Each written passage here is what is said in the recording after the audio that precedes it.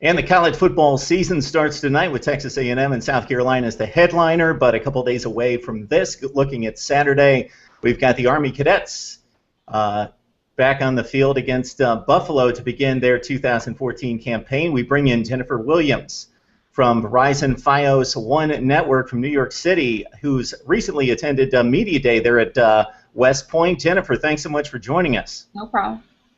This is a situation at Army where they bring in a new head coach. They haven't won much recently, coming off Rich Ellerson's tenure, and 3-9 last season. So your thoughts about the new head coach coming in, and it's a CEO type of mentality when you look at college football head coaches, and probably how he's trying to put his stamp on the program at this point. Well, he's definitely coming out of the gates hard. So it's Coach Jeff Monken.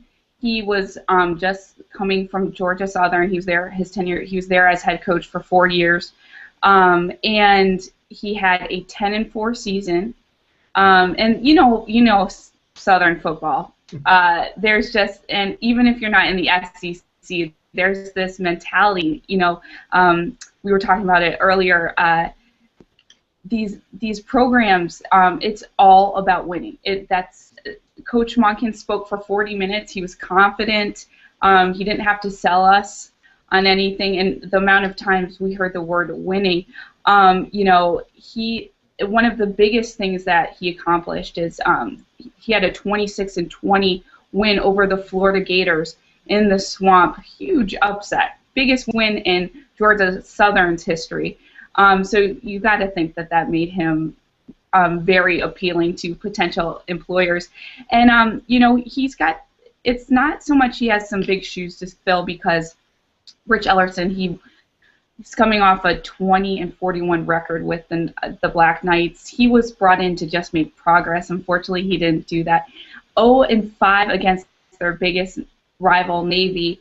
All of them were lopsided victories. He was actually fired after a 34-7 loss to Navy. And, you can't really chalk that up to anything else but embarrassing. And here's a team that despite the constraints, again, it's not a big school, Southern school, it's not a big powerhouse, but at the same time there is some prestige around these programs. And, they have constraints. We've talked about that earlier. But, he was supposed to make progress, and he didn't do that. And so now Jeff Monken's in, and he firmly believes, looking at their schedule, that they have a chance to win every game as long as his squad can play harder than anyone. Then he thinks that they have a chance to at least, will they win every one? He said he didn't know that, but he said they at least have a chance to compete. They can only, and they kind of have to start focusing on themselves. I mean, we hear that a lot. That's kind of coach jargon, that we can't worry about our opponents. We got to worry about ourselves. But from what I can tell, talking to a few of the players, they see him as a winner. Senior Larry Brown, senior running back Larry Brown, Larry Dixon. He said that straight up, Coach Monken is a winner. When his staff tells you to do something, you do it. And this was really interesting. He said that the consensus was that the team was more prepared heading into this season than ever before. And that's huge, obviously, when you mentioned that. Anytime a football coach comes into a new program, he typically leans on the seniors to be a base, to be leadership within the clubhouse. A lot happens amongst 18 to 21-year-olds, not necessarily at West Point, but other places. So that leadership at the player level is extremely important. So you got a chance to talk to a number of seniors. It's important that they step in line with the head coach's direction, and your thoughts about their mindset going into 2014 as well.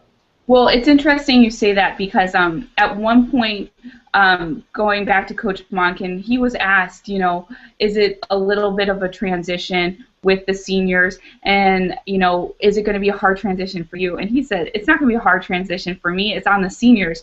It's my program that they have to buy into. He almost laughed it off.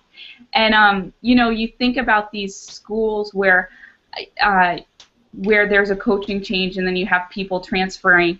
None of that happened. Everyone seems to be buying into the program. I think there's this thread talking to everyone that this program has kind of fallen from grace, and I think they are just desperate for a change, for some guidance.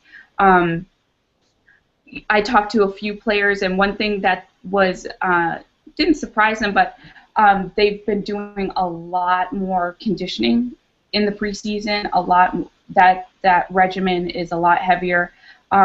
Also, what's interesting is there's a lot of local guys, and so for the guys that are coming cross country from California, the local guys have kind of embraced them, brought them in. Some of the senior guys with some of the freshmen, they all will go to someone's house that lives nearby and have dinner, relax, and they see that as very crucial to kind of bonding. There's a sense of pride for being able to have your family in the stands. So imagine for some of these guys, it's their senior season, a lot of pressure. They're coming off a 3-9 season, and you have your family in the stands, and you're playing for Army, and you haven't beaten Navy.